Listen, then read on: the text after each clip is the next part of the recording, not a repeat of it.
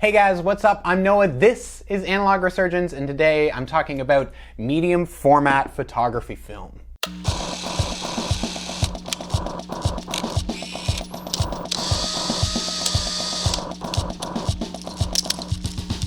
Now in the past, I've talked a lot about 35mm photography film. The kind of cameras that you can use for it, for SLRs and point and shoot cameras, and how it looks and how it works. But today we're moving up and we're talking about 120 medium format film for photography. So I'm gonna do a bit of a rundown on 120 film and kind of what it is and just a little bit about how it works. And of course talk a lot about it in the future as well for like loading cameras and the different kinds of options that are out there and just more about how to get into the format and learn more about it. Now don't get too excited. This is not a Hasselblad or even anything super special. This is the Soviet era ripoff of a Hasselblad, a Kiev. And this is a 120 medium format camera.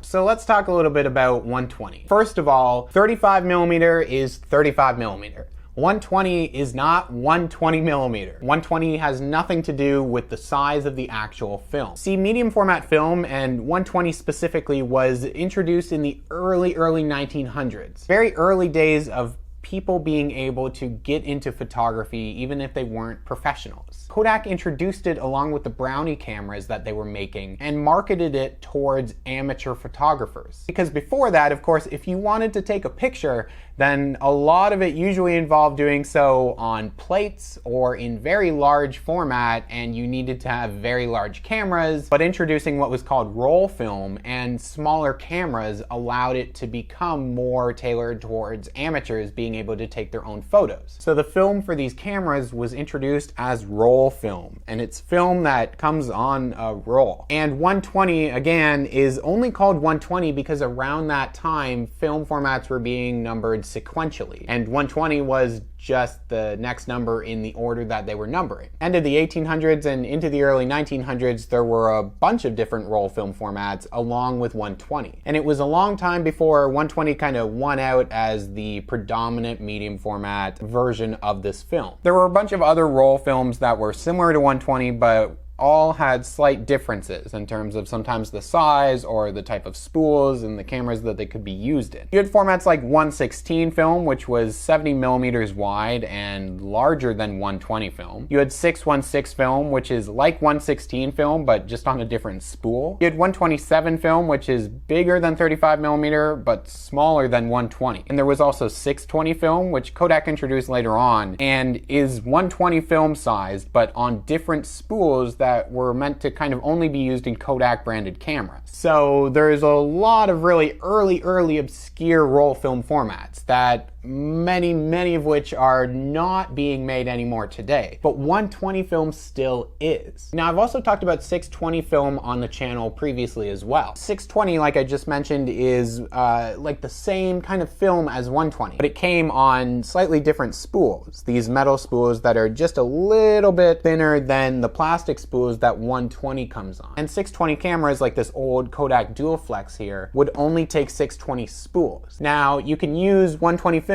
in 620 cameras, but you have to have these metal spools, and you have to usually manually in the dark transfer the film from one spool to another. But ultimately, roll film like this stuff predated 35mm as an amateur format, and people were using this stuff primarily before largely switching over to the easier to use canister-based system of a 35mm roll of film. Now, as amateurs kind of shifted over to smaller film formats like that, 120 became used a lot by professional photographers. Because 120 is just larger film, it allows for higher resolution, greater detailed images. So let's take a closer look at the film itself. First of all, it is roll film, so it comes on a roll. And you can buy 120 in a lot of different types of film today. You can get it in color negative, color slide film, black and white negative. So roll film comes on a spool, and it is protected by backing paper. Backing paper is wrapped around the film itself and protects it when it's just on the spool. So if I unroll this black and white lomography film, we can kind of take a look at how it's set up. The backing paper is taped onto the film itself, and it runs the entire length of the film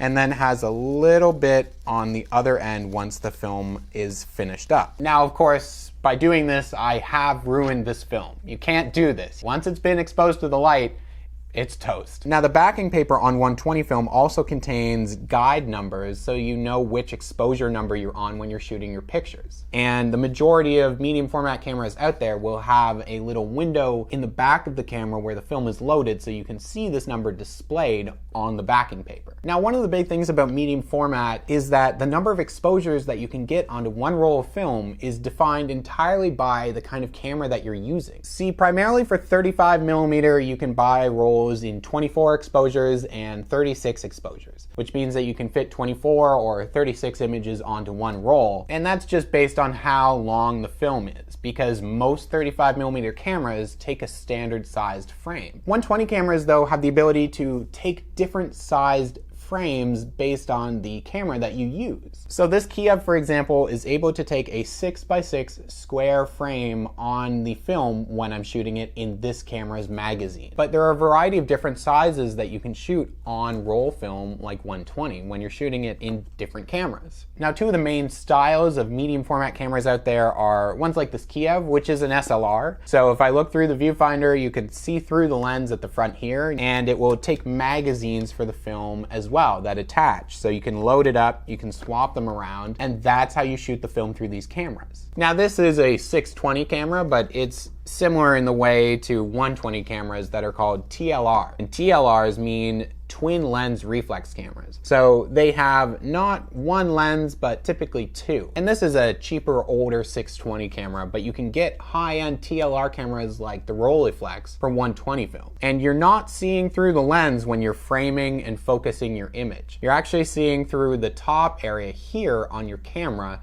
to be able to view and compose your shot. The lens below it is actually the one that captures the image onto the film. And I also have an older Kodak Tourist camera, which is also 620, but I've shot 120 in here before by putting 120 film onto a 620 spool. It's a little more in line with what you might see on the back of a 35mm SLR, which is you load the film on one side of the camera and then you stretch it out past the area that exposes the film and onto another side. But the difference between 35mm film and medium format roll film is that you don't rewind the film after you're done with it. You need a take-up spool in your camera, and the film will start on the original spool that you buy it on, and then as you shoot, it will roll onto the take-up spool in your camera. And then once you're done, you just take out that spool, and it will be at the end of the roll. So let's take a look at the sizes of the frames that you can shoot on 120 film and some of the cameras that go along with those sizes. So different cameras can expose different sized frames onto a roll of 120 film. You can get cameras that shoot 6x4.5, which is approximately 6 centimeters by 4.5 centimeters. And on a roll of 120, you will get 16 shots per roll. These are cameras like the Pentax 645 and the Mamiya 645. Next is 6x6, and that's like my Kiev here. So on a roll of 120, you can fit 12 6x6 frames onto a roll. And cameras that can shoot that are ones like the Hasselblad 500C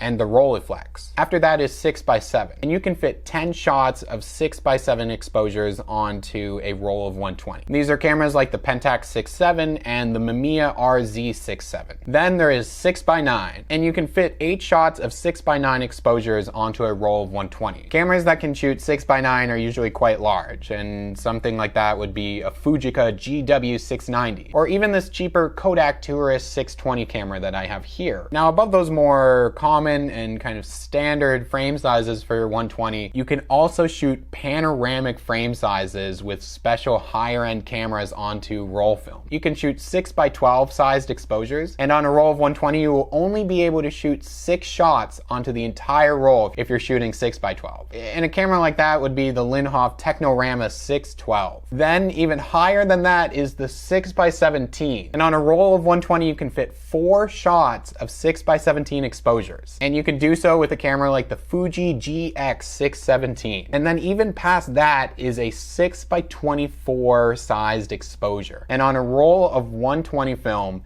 you can only fit 3 shots of 6x24 exposures. And you can do so with a camera like the Tonyama Art Panorama 624. So those are the different frame sizes that you can shoot on different cameras when you're shooting roll film. Now, most medium format cameras, unless you have a higher end one with something like a motor drive attached to it, are all manually loaded and advanced. So for magazine cameras like the Kiev here, you will actually remove this piece, load up the film inside of it, and then insert it back into the magazine and load up your camera. Then as you actually take images and advance the shutter, then it will wind the film through the camera as well. And then using the little area in the back here, you can view the frame number that you're on that's printed on the backing paper of your film. The backing paper of 120 film also contains numbers for different frame sizes as well. So if you're shooting it in a 6x6 camera, then it will only display certain numbers on the backing paper. But if you're shooting it in a camera that takes a different exposure, like a 645 or a 6x9, then it will actually only display the number that's relevant to the size of the image that you're capturing. Now, if we're looking at the actual film for medium format, it is also different from 35mm and some of the other film formats out there in the way that it doesn't have perforations on the film. So there's no holes down either side like you would see on a roll of 35mm. So if we actually take a look at like a negative of film from medium format, you can see that it works in the same way as 35mm and other film formats. If we have them side by side here, you can see the difference in the actual size of the film, but also the size of the actual frames and the images on the film itself. It really can be like a huge step up in quality. Now, making the jump to medium format can also kind of be a matter of cost a lot of the time. Picking up some of these cheaper 620 cameras isn't necessarily hard, but using 620 again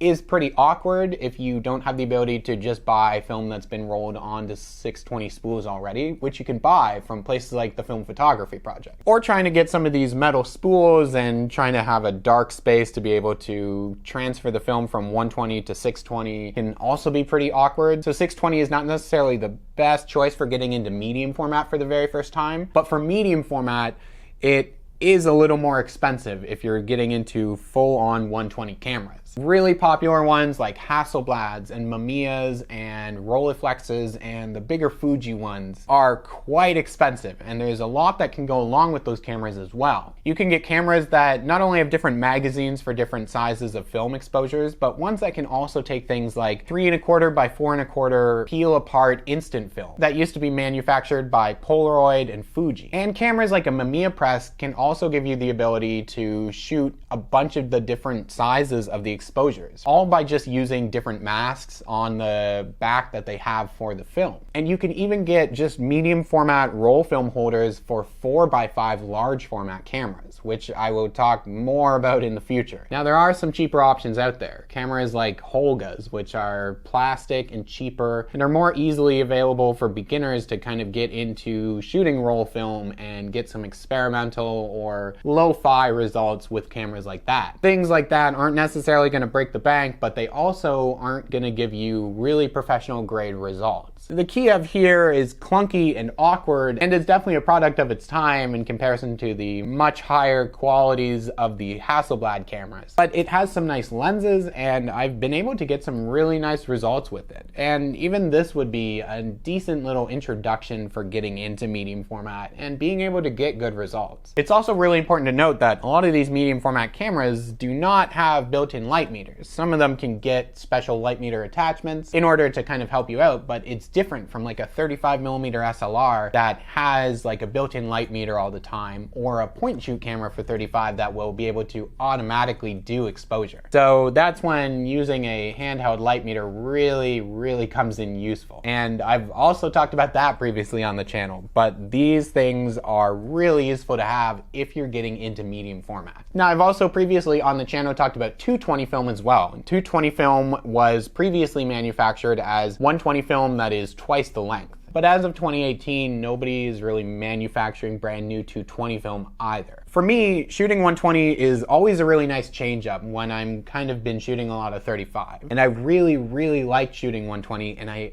always mean to do a little bit more of it. But it's also something that kind of puts me in the mindset of doing a little more with it and breaking out like a bulkier camera and being able to stop and take the time to use the light meter and figure out exposure really precisely and play around with it a little bit more. Medium format, as intimidating as it might seem, really is a great way to capture images on film that are like amazing. Thank you guys so much for watching, and subscribe if you haven't done so already. And if there's more stuff that you want to see in the future for medium format, for Super 8, for 16, for 35, for all these different formats or cameras and specific stuff, then let me know in the comments below on these videos. And there's more stuff in the future that I want to do, like incorporating medium format into the roll reviews. And if you're interested in supporting Analog Resurgence, then there is a link to the Patreon for the channel in the description below. You can head over there and check that out, and any sort of support really helps me out in order to kind of pick up more of this stuff and kind of branch out and delve more into certain topics that you guys want to see more of. So thank you guys so much for watching, and I'll see you all soon.